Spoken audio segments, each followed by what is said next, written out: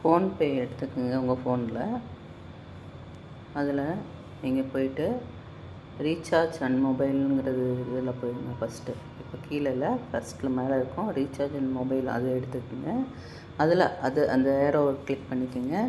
அதில் தள்ளினீங்கன்னா அதர்ஸில் வந்து LIC and insurance இருக்கும். இதுலேயும் தள்ளிட்டு போனீங்கன்னா ஆல் பில்லர்ஸில் எல்ஐசின்னு இருக்கும். அதை செலக்ட் பண்ணிவிட்டு உங்கள் பாலிசி நம்பரை என்ட்ரி பண்ணணும். என்ட்ரி பண்ணிவிட்டு அப்புறம் உங்கள் இமெயில் ஐடி என்ட்ரி பண்ணணும்.